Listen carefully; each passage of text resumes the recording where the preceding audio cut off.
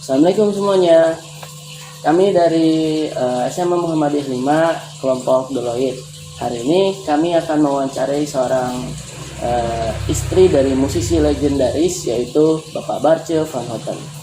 Nah Bu, saya mau tanya nih, saya penasaran Bu, awal pertemuan Ibu dengan sang musisi legendaris leader dari Deloitte yaitu Bapak Bartje itu gimana sih Bu? Apakah ada cerita menarik di dalamnya?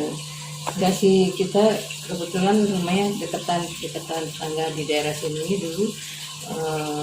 Suka kalau habis makan malam gitu ya, pada nongkrong di pojokan itu ada tempat gitu kayak di sudut gitu, buat kita ketemu nyanyi di situ. Ada yang bawa gitar, ada yang bawa gendang, ada yang bawa macam-macam lah situ. Nah, udah nyanyi di situ, sering ketemu di situ aja. Ketemunya kayak gitu. Oh, berarti secara nggak langsung Ibu merupakan seorang musisi juga dong? Iya, kebetulan sama-sama senang musik, sama-sama senang musik. Waktu itu Deloitte baru mau rekaman ya. Tapi kalau Pak Bartje-nya itu udah sering rekaman, diminta rekaman bantuan gitu, pembantu untuk ngisi gitarnya, melodi itu suka membantu almarhum Arianto, terus bisa Arianto ketiga situ. Terus lama-lama dia membentuk satu grup band namanya Deloitte gitu. Ibu selanjutnya saya mau nanya nih, kepribadian mendiang Bapak Bartje van Houten itu gimana sih? Iya. Kalau Bapak Bartje ini kan asalnya dari Ambon ya, lahir di Ambon. Biasanya orang Ambon kan agak keras katanya, cuman dia nggak, lain banget. Dia tuh lebih Jawa dari Jawa karena makanannya sebenarnya makanan Jawa kayak rawon kayak apa itu dia suka makanan Jawa. Terus dia nggak suka yang ada geng-geng yang dulu kan ada tuh geng-geng yang kayak Ambon punya geng. Ini dia enggak, dia memang benar-benar seniman asli sih, musisi asli gitu. Dia nggak pernah berpolitik, nggak pernah berbisnis, nggak pernah, ya benar-benar asli seniman lah, asli musisi asli. Dan dia nggak pernah tertarik sama dunia yang lain gitu. Orangnya agak-agak halus ya, halus gitu.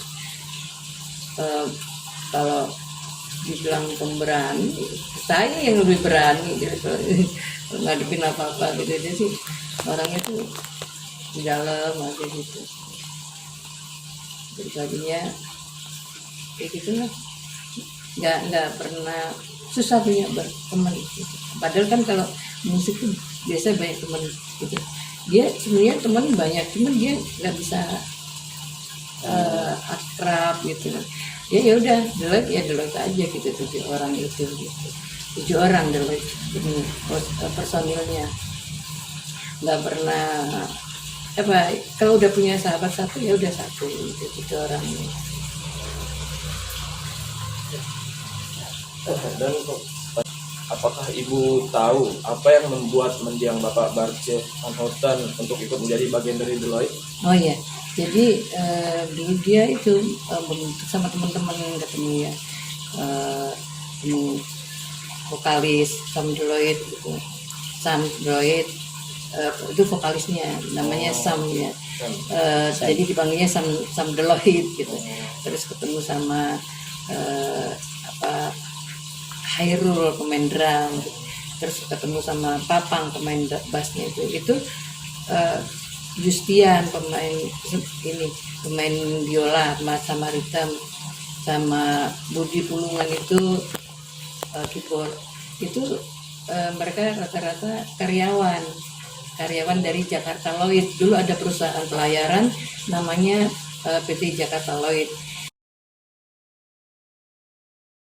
Terus mereka latihan di situ, difasilitasin di perusahaan itu. Jadi dibentuklah sama perusahaan itu, dikasih nama Deloitte. Waktu itu kalau nggak salah ininya Dirjen Hubungannya apa gitu yang membawai Jakarta Lloyd itu Bapak Sudomo.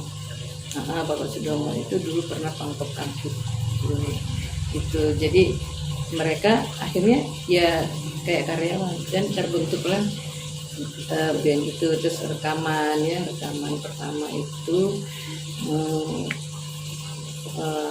itu mengapa harus jumpa.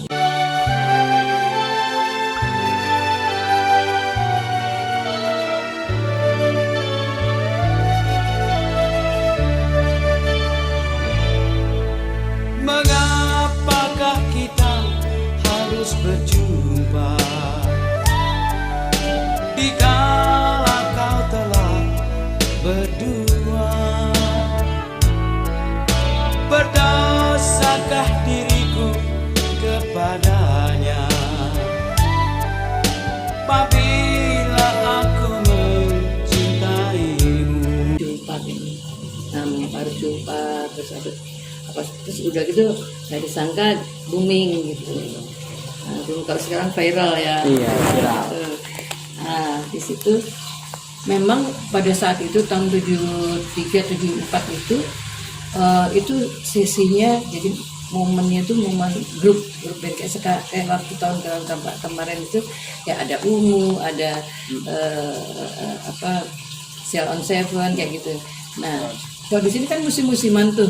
Habis itu musim penyanyi. Waktu itu tahun-tahun segitu tuh lagi musim grup band. Grup bandnya itu Deloitte itu masuk Big Five, masuk 5 besar. Jadi kayak Plus Plus tahu ya. Jadi waktu itu tahun-tahun itu ya yang ini Plus Plus, Deloitte, Panbers tahu ya. Panbers. Ada Mercis. Terus ada favorit grup itu Arianto kayak gitu. Jadi 5 besar itu. Jadi sering dulu kan jarang ada TV ya. Dulu TV cuma ada satu, TVRI. Banyak kan radio ya. Nah, jadi mereka seringnya off air di panggung-panggung, di hiburan gitu. Dulu di Ancol apa di Taman Ria kayak gitu. Sama ini Bu, kalau rekaman pertamanya tuh ada di mana sih Bu dibuatnya? Pertama itu kayaknya di Musika. Musika apa Rimaku gitu ya, Rimaku ya kayaknya. Dari Rimaku kayaknya Rimaku. Sampai udah lupa tuh Rimaku. Pernah juga di Musika. Akhirnya sampai ke Purnama Record. Gitu. Kalau dulu itu kan jadi masih kaset ya, kaset. Dulu itu BASF kasetnya, perusahaan yang punya Pitas itu BASF namanya. Itu kalau di penjualan di atas 1 juta itu dapat ini kayak gini piringan emas gini. Setiap album tuh dulu itu dapat piringan emas kayak mengapa harus jumpa, dapat apa salah dan dosaku, dapat terus tak mungkin, hidup di bui gitu, dapat ada kalau nggak salah ada 7 waktu itu dapat hadiah ke pabrik sana di Jerman, BASF pergi ke sana gitu sama musisi yang lainnya. Itu banyak sih dulu yang dapat 1 juta ke atas, itu banyak gitu. Jadi dari situ terus berjalan Deloitte itu ada 7 ada Pak Barce kan leadernya, dia melodi gitar melodi. Terus pemain bassnya itu namanya Papang Gabean, itu orang Medan, ini orang Ambon. Penyanyinya Aceh, Sam Deloitte. Jadi dari macam-macam suku. Terus yang saksofonnya itu dari Andre Gultom. Pemain biolanya sama ritmenya itu namanya Yustian, itu dari Padang. Pemain drumnya Hairul dari Pekanbaru. Terus Budi Pulungan tuh pemain keyboard dari Medan, cuman lahiran Jakarta. Jadi macam-macam suku di situ. Berarti Bhinneka Tunggal Ika banget ya. Dan mereka semua udah almarhum kan. Terus mereka nggak pernah ganti personil, nggak pernah ganti, kecuali gini. Pertama yang meninggal pemain bass ya, Papang Panglapian itu terus kita pakai additional, pakai pemain additional ya, main tambahan. Jadi bukan grup Deloitte, bukan begitu. Terus Andre meninggal, ada penggantinya Yuyun namanya, saksofon cewek itu. Jadi ya gitu aja sampai Budi Pulungan akhirnya meninggal, main keyboardnya. Jadi ada pemain tambahan. Sisa bertiga itu Pak Barce, Sam, sama Khairul. Terakhirnya itu habis itu meninggal kayaknya berdekatan jaraknya 1 tahun 1 tahun. Nggak jauh jadi. Jadi nggak pernah ada ganti-ganti pemain enggak. Jadi kayak di dalam film itu pas kalau udah party deh. Iya. Cuma buat pengiring aja. Iya, dia kayak tambahan lah, edisional, main edisional.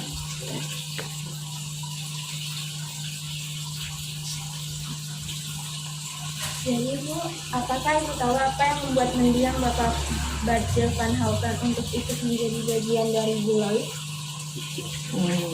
Iya, dia justru ditunjuk sebagai leadernya.